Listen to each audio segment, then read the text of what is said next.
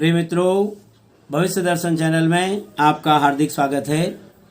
हम आज उपस्थित हुए हैं कर्क लग्न की दृष्टि से द्वादश भाव में गुरु का फल। सबसे पहले आपको बताऊं कि गुरु अपने घर से पंचम, सप्तम और नवम भाव को पूर्ण दृष्टि से देखते हैं। गुरु की उच्च राशि है कर्क, नीच राशि है मकर और गुरु के जो कारक भाव है कुंडली में वो दूसरा भाव, पांचवां, नवां, 10वां और 11वां भाव है। तो कर्क लग्न के जो जातक हैं उनका जो जीवन है वो चंद्रमा की कलाओं की भांति परिवर्तनशील रहता है। ये कभी साहसी होते हैं तो कभी डरपोक। जल तत्व प्रधान होने से आप देख रहे हैं यहाँ पर जो चंद्रमा यहाँ पर जो गुरु है वो कर्क राशि में है। कर्क राशि का स्वामी है चंद्रमा जो जल तत्व है। तो इस प्रकार से जल तत्व प्रधान राशि होने के कारण इन जातकों पर शीत का प्रभाव अधिक होता है। इनकी जो स्मरण शक्ति होती है वो बड़ी तीव्र होती है। खास तौर पर इन जातकों को संगीत तथा सजावट में रुचि रहती है। और ये जो कर्क लग्न है ये कर्क लग्न चर लग्न कहलाता है। चर लग्न होने से ऐसे जातक को भ्रमण व देशाटन का बड़ा शौक रहता है। रासायनिक पदार्थों, रत्नों व औषधियों का व्यवसाय इन जातकों के लिए लाभदायक रहता है। अब एक बात करते हैं कि कर्क लग्न की कुंडली में गुरु जो होते हैं हमारे वो है हमारे षष्ठेश। यहाँ देख रहे हैं आप, गुरु जो है ये छठे घर के स्वामी हैं और नवे घर के स्वामी हैं। तो यहाँ पर षष्ठेश और भाग्येश होने से जो षष्ठेश होने से गुरु को जो दोष लगता है वो इनके त्रिकोणेश होने से ये दोष न्यून हो जाता है। इसलिए हम ये कह सकते हैं कि कर्क लग्न की कुंडली में गुरु जो है वो कारक ग्रह रहते हैं।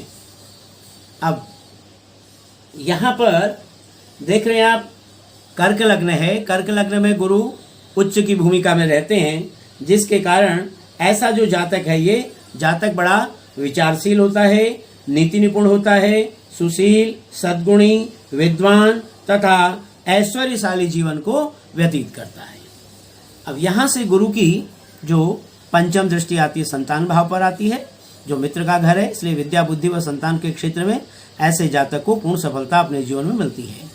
गुरु लग्न में बैठ करके सप्तम नीच दृष्टि से जो है सप्तम भाव को देखता है, जो हमारी पत्नी का जया का भाव है। ऐसी स्थिति में जातक को यहाँ पर दैनिक व्यवसाय में वो अपने स्त्री के साथ उतने मधुर संबंध नहीं कहे जा सकते हैं। गुरु की ही लग्न से नवम दृष्टि आती है, स्वग्रही दृष्टि आती है भाग्य भाव पर। जातक को स्वग्रही दृष्टि होने के कारण यहाँ पर ऐसा जातक जो है काव्य रसिक होता है, चिकित्सा शास्त्री, शास्त्रज्ञ होता है और ऐसे जातक का जो जीवन है वो सुखमय व्यतीत होता है। अब हम बात करते हैं द्वितीय भाव की, जहाँ पर हमारे कुटुंब का, धन का भाव है। ऐसी स्थिति में गुरु का मित्र के घर में विद्यमान होना जातक को पारिवारिक सुख और यहाँ पर धन के जीवन में धन की किसी भी प्रकार से कमी नहीं रहती है।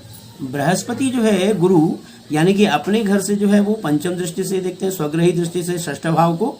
तो जहाँ पर गुरु की जब स्वग्रही दृष्टि यहाँ पर होती है तो ऐसा जातक जो है शत्रुओं के ऊपर अपना पूर्ण प्रभुत्व बनाए रखता है। गुरु की सप्तम दृष्टि आती है, समदृष्टि से देखता है गुरु अष्टम भाव को। जहाँ पर देख रहे हैं आप, यहाँ पर आयु का पूर्ण लाभ जातक को मिलता है और व्यवसाय में उन्नति होती है।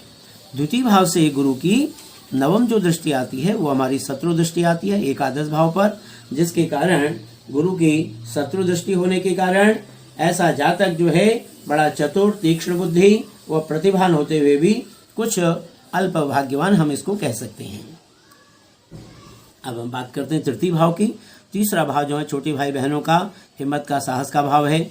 ऐसी स्थिति में गुरु का शत्रुगत होना यहाँ पर जातक के लिए यहाँ पर कुछ कठिनाइयाँ पैदा करता है। जातक को छोटे भाई बहनों से उतना स्नेह नहीं पड़ पाता, हिम्मत की थोड़ा सा कमी जातक के अंदर रहती है। यहाँ से गुरु अपने पंचम भाव से देखता है नीच दृष्टि से सप्तम भाव को, जिसके कारण पत्नी व व्यवसाय में कुछ कठिनाइयां जातक को आती हैं। गुरु की जो सप्तम दृष्टि स्वग्रही दृष्टि आती है भाग्य भाव पर आती है, जिससे हमारे जातक का भाग्य जो है उन्नत रहता है और अपने जीवन में ऐसा जातक उन्नति के शिखर पर पहुंचता है। गुरु की तृतीय भाव से गुरु की नवम दृष्टि आती है हमारी शत्रु दृष्टि से देखता है हमारे एकादश भाव को, जो बड़े भाई बहनों का आय का भाव है।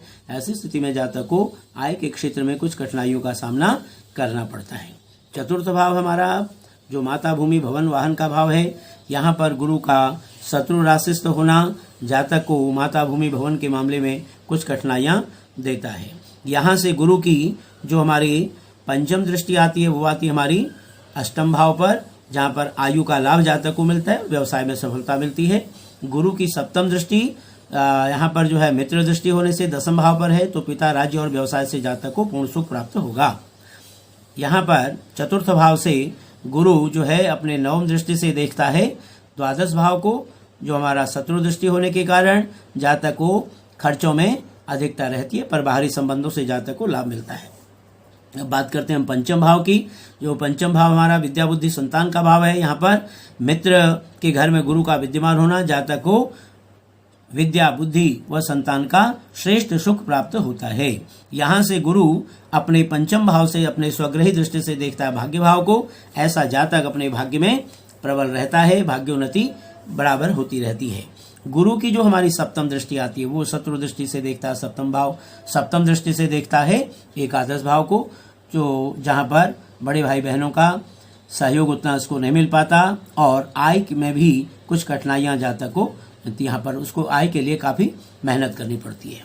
यहाँ पर पंचम भाव से गुरु की नवम जो है उच्च दृष्टि आती है हमारे लग्न पर, जिसके कारण जातक जो है अपना विचारशील रहता है, नीति निपुण रहता है, सुशील है, सद्गुणी है, विद्वान है और ऐसा जातक अपना ऐश्वर्यशाली जीवन को व्यतीत करता है। अब हम बात करते हैं षष्ठ भाव की, जो हमारा शत्रु का, रोग का, झगड़े झंझट का भाव है। यहाँ पर गुरु का स्वग्रही स्थापित होना जातक को जो है शत्रुओं के भरपूर प्रभुत्व बना रहता है। यहाँ से गुरु अपनी पंचम दृष्टि से मित्र दृष्टि से देखता है दसम भाव को, जिसके कारण पिता राज्य और व्यवसाय से जातक को पूर्ण लाभ की प्राप्ति होती है। गुरु की जो सप्तम दृष्टि है वो शत्रु दृष्टि से देखता है हमारी द्वादश भाव को, जो हमारा व्यय का भाव है, बाहरी संबंधों का भाव है, जिसके कारण जातक को खर्च में वृद्धि होती रहती है। यहाँ पर षष्ठ भाव से गुरु की नवम दृष्टि आती है हमारे द्वितीय भाव पर, धन भाव कुटुंब का भाव है। जातक को परिवार का पूर्ण सुख जीवन में मिलता है, धन की किसी भी प्रकार से कमी नहीं रहती। अब हम करते हैं सप्तम भाव की। सप्तम दृष्टि से जो है सप्तम भाव में गुरु यहाँ पर नीच का हो जाता है, जहाँ पर पत्नी और व्यवसाय के दैनिक व्यवसाय के मामले में जातक को कुछ कठिनाइयों का सामना करना पड़ता है। यहाँ से गुरु की जो हमारी आती है पंचम दृष्टि, वो आती है हमारी पंचम दृष्टि एकादश भाव पर, जहाँ पर गुरु की शत्रु दृष्टि है, जिसके कारण जातक को आय के साधनों में कुछ कठिनाइयों का सामना जातक को करना पड़ता है। अब सप्तम से गुरु जो है उच्च दृष्टि से देखता है हमारे लग्न भाव को, जिसके कारण ऐसा जातक जो है विचारशील रहता है, नीति निपुण सुशील होता है, सद्गुणी विद्वान होता है और अपने ऐश्वर्यशाली जीवन को व्यतीत करता है। सप्तम भाव से गुरु जो है अपने नवम दृष्टि से देखता है, नवम शत्रु दृष्टि से देखता है तृतीय भाव को, जो छोटे भाई बहनों का, हिम्मत का, साहस का भाव है। ऐसी स्थिति में जातक को छोटे भाई बहनों से उतना सहयोग नहीं मिल पाता है। अब हम बात करते हैं अष्टम भाव की, जो हमारा आयु का भाव है, व्यवसाय का भाव है। यहाँ पर जातक को मित्र में या कि मित्र के घर में गुरु का विद्यमान होना जातक को आयु में वृद्धि करता है। यहाँ से गुरु अपने पंचम दृष्टि से देखता है, शत्रु दृष्टि से देखता है द्वादश भाव को, जहाँ पर खर्चों में जातक की वृद्धि होती है, लेकिन बाहरी संबंधों से जातक को लाभ मिलता रहता है। यहाँ से गुरु अपने सप्तम मित्र दृष्टि से देखता है द्वितीय भाव को, यहाँ पर जातक को परिवार का पूर्ण सुख मिलता है और धन की स्थिति जातक की बहुत अच्छी बनी रहती है। अष्टम भाव से गुरु बैठ करके अपने नवम दृष्टि शत्रु दृष्टि से देखता है चतुर्थ भाव को, जिसके कारण माता भूमि भवन का सुख जातक को अपने जीवन में कम ही मिल पाता है, जिसके लिए उसको अत्यधिक परिश्रम करना पड़ता है। अब बात करते हैं भाग्य भाव की, जहाँ पर देख रहे हैं आप भाग्य भाव में गुरु जो है स्वग्रही होकर के बैठा हुआ है। ऐसा जातक अपने जीवन में भाग्योन्नति के चरम शिखर पर पहुंचता है।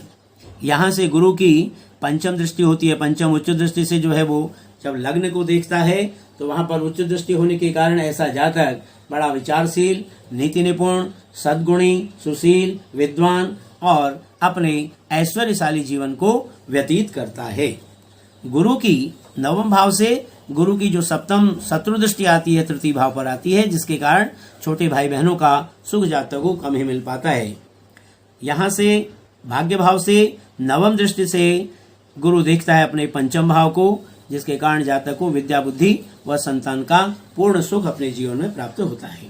अब हम बात करते हैं दसम भाव की, जो हमारे पिता, राज्य और व्यवसाय का भाव है। यहाँ पर गुरु का मित्र के घर में विद्यमान होना जातक को अपने पिता से, राज्य से, व्यवसाय से पूर्ण सुख जीवन में प्राप्त होता है। गुरु दसम भाव में बैठ करके अपने पंचम मित्र दृष्टि से देखता है द्वितीय भाव को। धन और कुटुंब का सुख जातक को पूर्ण रूप से अपने जीवन में प्राप्त होता है। गुरु की दसम भाव से बैठ करके सप्तम दृष्टि शत्रु दृष्टि होती है चतुर्थ भाव में, जिसके कारण माता, भूमि, भवन के मामले में जातक को कुछ कठिनाइयों का सामना करना पड़ता है। दसम भाव से गुरु की नवम दृष्टि होती है, स्वग्रही दृष्टि आती है हमारे षष्ठ भाव पर, जो रोग का, झगड़े, झंझट का भाव है। जातक का शत्रुओं के ऊपर पूर्ण प्रभाव बना रहता है। ऐसा जातक बड़े काम को निकालने में बड़ा चतुर रहता है। अब हम बात करते हैं एकादश भाव की, जहाँ एकादश भाव में देख रहे हैं आप गुरु शुक्र के घर में विद्यमान है। शत्रु राशिस्थ होने के कारण जातक को बड़े भाई बहनों का उतना सहयोग जीवन में नहीं मिल पाता। धन के लिए ऐसे जातक को काफी परिश्रम करना पड़ता है। एकादश भाव से बैठ करके गुरु अपने पंचम दृष्टि से देखता है तृतीय भाव को, जो छोटे भाई बहनों का सुख जातक को अपने जीवन में कम ही मिल पाता है। यहाँ से गुरु की जो सप्तम दृष्टि आती है मित्र दृष्टि, वो आती पंचम भाव पर, जिसके कारण जातक को विद्या बुद्धि व संतान का पूर्ण सुख जातक को प्राप्त होता है। एकादश भाव से बैठ करके गुरु अपने नवम नीच दृष्टि से देखता है सप्तम भाव को, जिसके कारण पत्नी के साथ उसके उतने संबंध मधुर नहीं रह सकते हैं और दैनिक व्यवसाय में भी जातक को कुछ कठिनाइयों का सामना करना पड़ता है। अब हम बात करते हैं द्वादश भाव की, जहां पर द्वादश भाव में देख रहे हैं आप मिथुन राशि है। यहाँ पर गुरु का शत्रुगत होना जातक को खर्चों में वृद्धि करता है। द्वादश भाव से बैठ करके गुरु अपने पंचम दृष्टि से देखता है चतुर्थ भाव को, जहाँ पर चतुर्थ भाव में शत्रु दृष्टि होने के कारण माता, भूमि, भवन का सुख जातक को अपने जीवन में कम ही मिल पाता है, या उसके लिए उसको काफी कठिनाइयों का सामना करना पड़ता है, मेहनत करनी पड़ती है। गुरु जो है अपनी सप्तम दृष्टि स्वग्रही दृष्टि से देखता है षष्ठ भाव को। शत्रुओं के ऊपर जातक का ऐसा पूर्ण प्रभाव बना रहता है और ननिहाल से जातक को लाभ की प्राप्ति भी होती है। यहाँ से गुरु द्वादश भाव से बैठ करके गुरु अपने नवम दृष्टि से देखता है अष्टम भाव को, जो मित्र दृष्टि होने के कारण, समदृष्टि होने के कारण जातक को आयु में वृद्धि होती है और व्यवसाय में लाभ होता है। इस तरह से प्रिय मित्रों, आज हमने कर्क लग्न की दृष्टि से द्वादश भाव में गुरु के फल पर विचार किया। यदि आपको हमारा यह कार्यक्रम अच्छा लगा हो तो आप हमें अवश्य सब्सक्राइब करें। धन्यवाद।